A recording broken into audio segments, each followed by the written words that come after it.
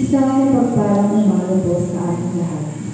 Sa panahon ngayon, parang paulit-ulit ang mangyayari kasamaan sa lipunan. Ngunit ang pananampalataya natin sa Diyos ang maaari natin maging ilaw ng pag-asa sa madilim na mundo. Sa ating Ebanghelyo sa umagang ito, pagnilayan natin kung paano manalangin at magtiwala sa Diyos. Ang panalangin ay hindi lamang para sa panahon ng pangangailangan. Ito ay araw-araw na paglapit, pakikipag-usap at pagtitiwala sa Diyos na nakakaalam ng laman ng ating puso. Tayo ay inaanyahang lumapit sa Diyos bilang mga anak, hindi natatakot, kundi nagtitiwala. Sa ating buhay na puno ng pagsubok, kalituhan at paghihintay, may Diyos na nakikinig, nagmamahal at handang tumugon.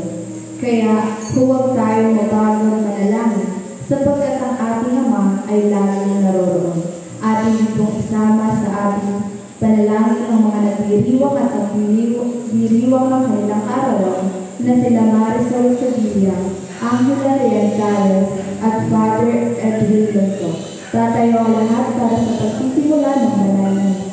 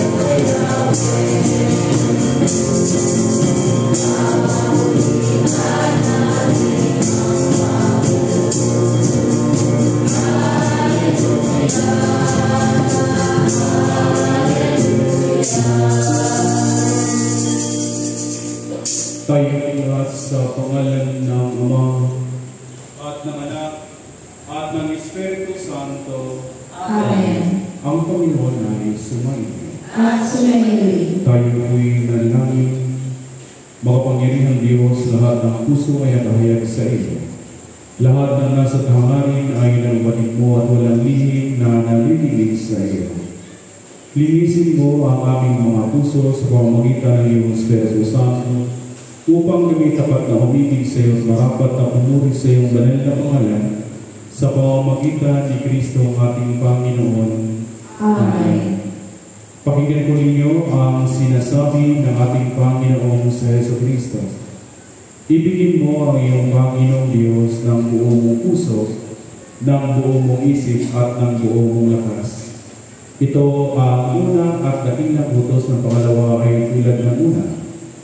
Ibigin mo ang iyong kapwa tulad ng iyong sarili. Sa dalawang utos na ito ay nababatay ang buong kautusan at ng mga propeta. Magsinuod po tayong lahat para sa Panginoon puso. Sabay-sabay po natin pagsisihan ang ating mga pagkasala sa Diyos at ganoon din po sa ating kapwa. Kami naumpisa sa iyo, Diyos, na makapangyarihan, sa lahat ng mga santo at sa isa't isa, na kami nagkasala sa aming naisip, sa aming nasabi, sa aming mga nagawa sa nakaligtaan namin gawin. At ito'y sarili namin kamalian.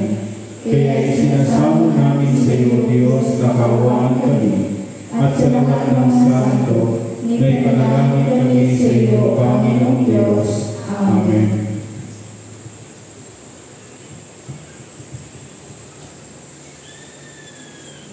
Awan kayo ang makapangyarihang Diyos, patawarin kayo ng inyong mga kasalanan, at patnubayan kayo sa buhay na walang hanggan. Sa pamamagitan ni Jesucristo na ating Panginoon. Amen. Magsitayo po ang lahat. Luwalhati sa Diyos sa kahirapan.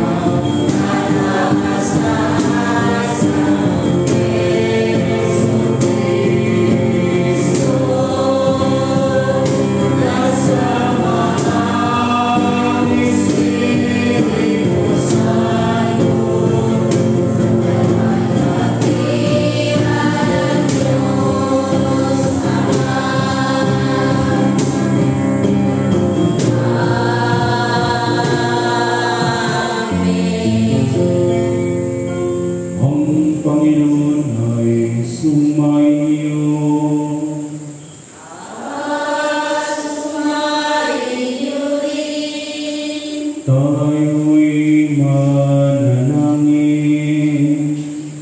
O Panginoon naming Diyos, isinasamo namin sa iyo na buong awa mo kung dinggin ang mga panalangin ng lahat ng tumatawag sa iyo. Ipagkaloob mo na kanilang matalos at maitimo sa kanilang mga puso ang mga bagay na dapat nilang gawin, at magkaroon dinawa sila ng biyaya at lakas upang may sa katuparan ang mga ito.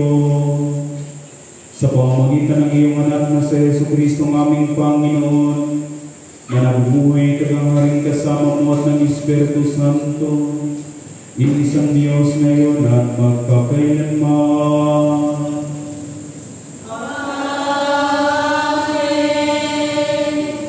Tayo'y langing makapangyarihan ng Diyos sa aming pagsagawa ng banal na misa bilang pag-aalaala sa iyong huling hapunan at pasasalamat sa lahat ng biyayang ipinagkaloob mo sa amin.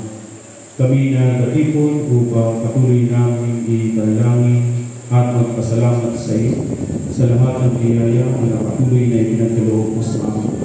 Ganon din po ang biyaya ng buhay. Na ganon din sa aming mga kapatid na ngayon nagdiriwang ng kanilang mga kaarawan na sina Marisol Sebelia, Angela Rianzares, at pinutid po kay G. Malimidin. Naway patuloy mo silang pagkalooban ng marami panawang kaarawan sa kanilang buhay. At naway ang buhay na patuloy na ipinagkaloob mo sa kanila, ito naway gamitin nila sa kanilang patuloy na paglilingkod para sa iyong kadakilaan dito sa sanlibutan.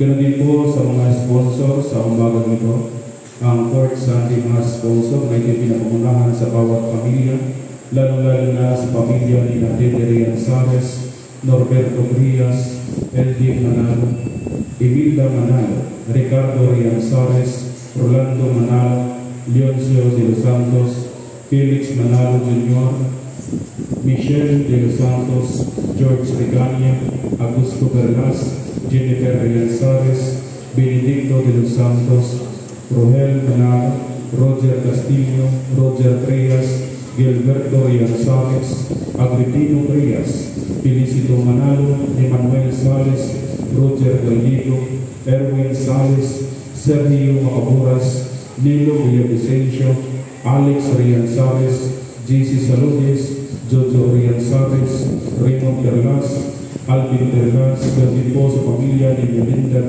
de los Santos, Michael Ramirez, Nuli Sales, Arnold Sales, Jerwin Reyes, Rael Sales, Cristel Manalo, Mayra P. Manalo, Sarah Jane Saludes, Elmar Reyes, Rosan Manalo, Rebecca Privado, Jocelyn Sales, Mindy Perlas, Rimar Palgan, Alejandro Ledesma, Mary Grace Cabral, at inubin po sa pamilya ni Margie Grimaldo. Dalawang Diyos, patuloy mong kasaganahin ang kanilang pamumuhay upang sa ganon sa kanilang patuloy na pamumuhay ay ito yung may alay din nawa nila at patuloy nilang mapangunahan ang pagsasagawa ng pinakamataas na pasalamat namin sa iyo. At ang lahat ng ito ay sumagitan ni Yesu Kristong aming Panginoon. Amen. Tayo nanalangin, O Diyos, na puno ng awa sa aming katipunan dito ngayon. Aming pong ipinapanalangin ang aming mga kapatid na may mga karamdaman. Nanaway pagkaloob mo sa kanila ang kalakasan, ganoon din po ang kagalingan ng kanilang karamdaman, at patuloy mo nawa silang pagkalooban ng matibay na pananampalataya sa iyo sa kabila ng mga pagsubok na ngayon ay kanilang kinakaharap.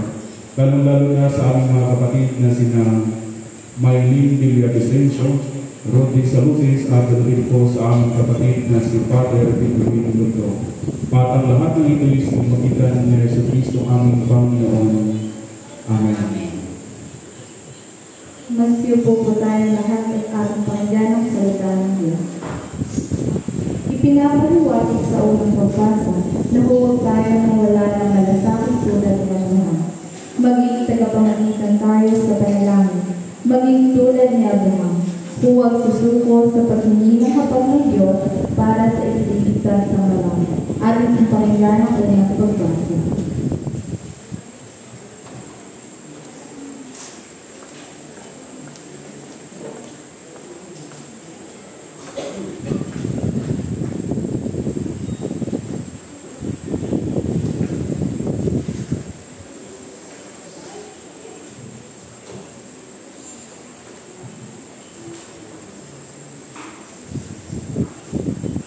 Ang unang pagbasa ay mula sa aklat ng Genesis, Kabanata 18, nagsisimula sa talata 20 hanggang talata 32.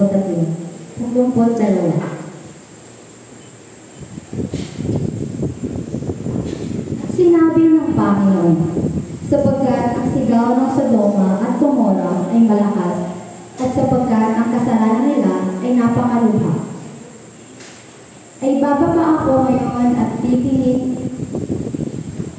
ko kung ginawa ang ayon sa sigaw na lumarating hanggang sa akin, at kung hindi, ay aking malalaman. At ang mga lalaki ay nagsilayo roon at nagsitungo sa Sodoma. Datapwat, si Abraham ay nakatayo pa sa harapan ng Panginoon.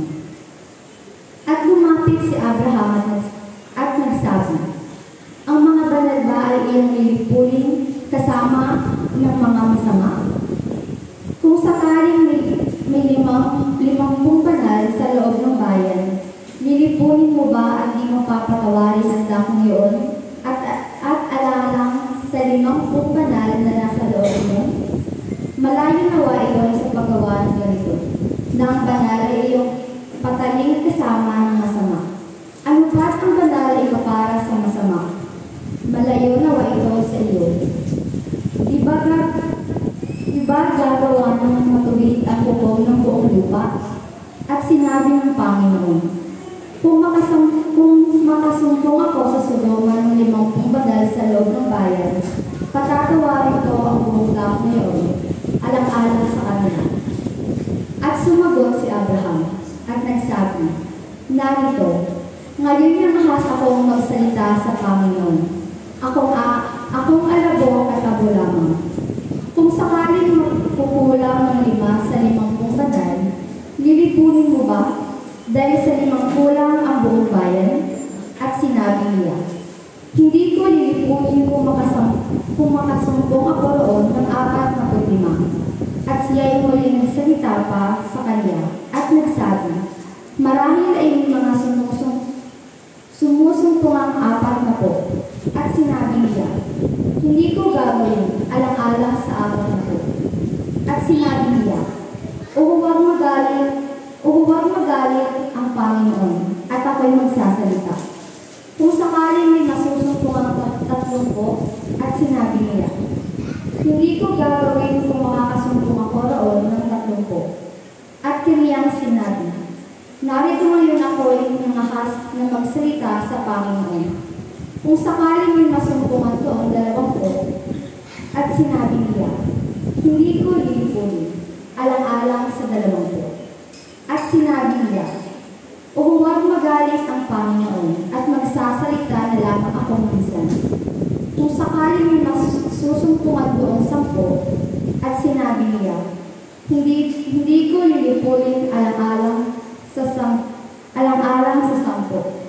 Ito po ang salita ng Panginoon. Salamat sa Diyos.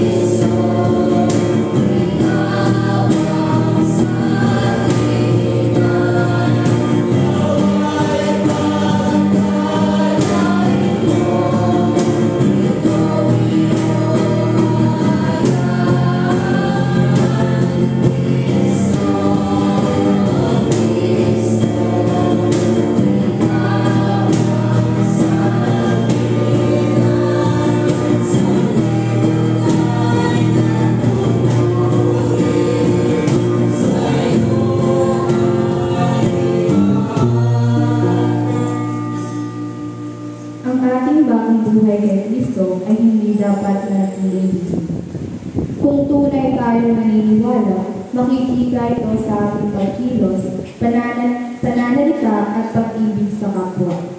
Hindi na tayo alipin ng kasalanan. Tayo ay pinalaya, pinatawad at binigyang buhay. Kaya mamuhay tayo may pasasalamat, pananampalataya at katatagan. Ating pagpakinggan ng ikalawang pagkasa.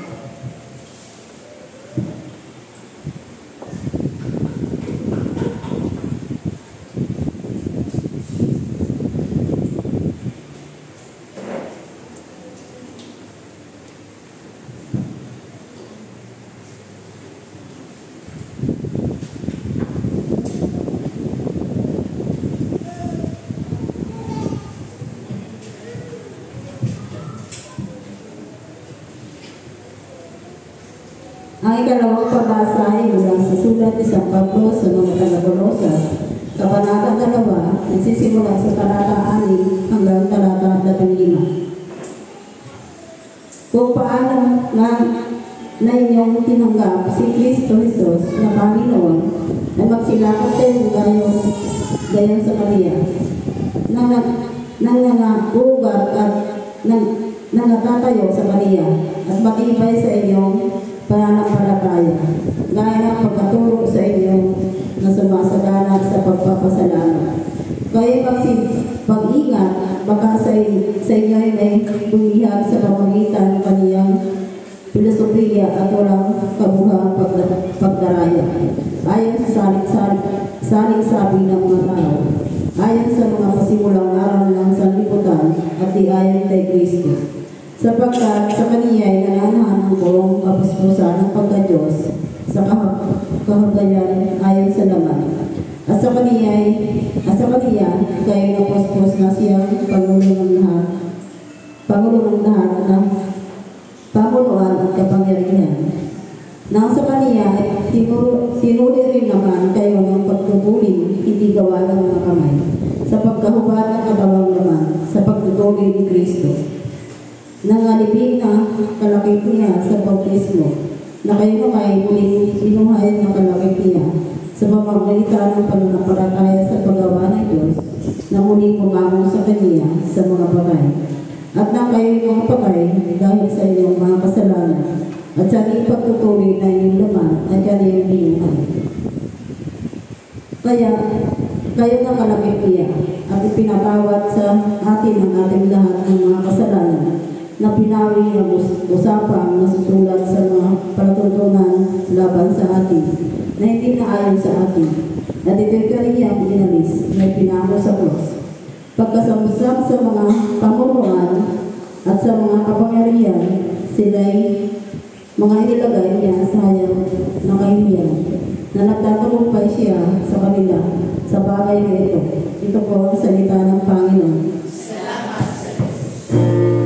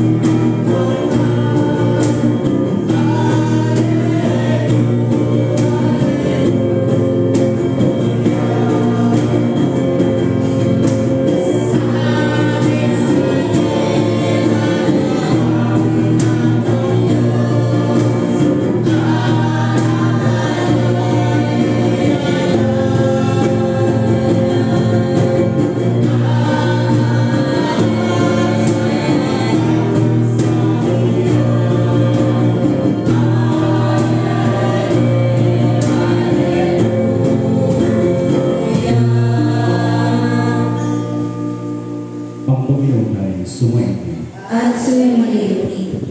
Ang mabuting balita ng ating Panginoong sa Jesucristo ayon kay San Lucas sa Kabanata 11, nagsisimula sa unang talata hanggang talata 13. Doon sa iyo, Panginoon sa Kristo.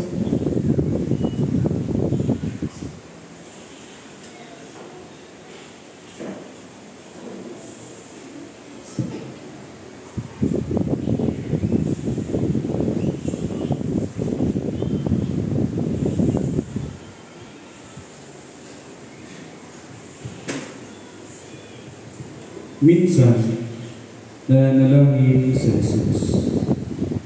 Pagkatapos niya, sinabi ng isa sa kanyang mga alagad, Panginoon, turuan po ninyo kaming manalangin, katulad ng ginawa ni Juan sa kanyang mga alagad. Sinabi ni Jesus, kung kayo'y mananalangin, ganito ang sabihin ninyo, Ama, sambahin nawa ang pangalan niyo. Magsimula na sana ang iyong pag-aaral. Bigyan mo kami ng aming mga kain sa araw-araw.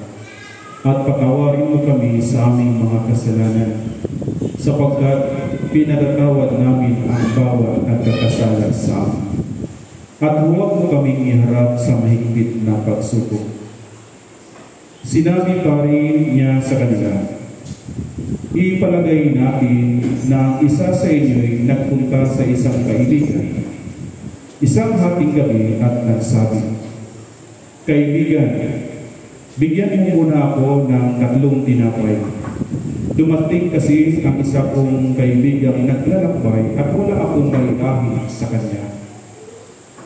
At ganito naman ang sagot ng kanyang kaibigan sa loob ng bahay. Huwag mo nga akong gambalain. Nakatarang ka na ang pinto at nakahiga na kami ng aking mga anak. Hindi na ako makababangon pa upang bigyan kita ng iyong kailangan. Sinasabi ko sa inyo, hindi man siya umangon dahil sa kanilang pagkakaibigan. Babangon siya upang ibigay ang hinihingi ng kaibigan dahil sa pagpumilit nito. Kaya sinasabi ko sa inyo, humingi kayo at kayo'y bibigyan, humanap kayo at kayo'y makakasumbong, kumatok kayo at ang pinto'y bubuksan para sa inyo. Sapagkat tumatanggap ang bawat humihingi, nakasusumbong ang bawat humahanap, at binubuksan ang pinto sa bawat kumakatok. Kayong mga ama, bibigyan ba ninyo ng ahas ang inyong anak kung humihingi ng isda? Bibigyan ba ninyo siya ng alakdan kung siya'y humihingi ng itlog? Kung kayong masasama ay marunong magbigay ng mabubuting bagay sa inyong mga anak, gaano pa kaya ang inyong amang nasa langit? Ibibigay niya ang Espiritu Santo sa mga humihingi sa Kanya. Mga kapatid, ang mabuting balita ng ating Panginoong sa Jesucristo. Papuri sa iyo, Panginoong Jesucristo. Magsuko po tayong lahat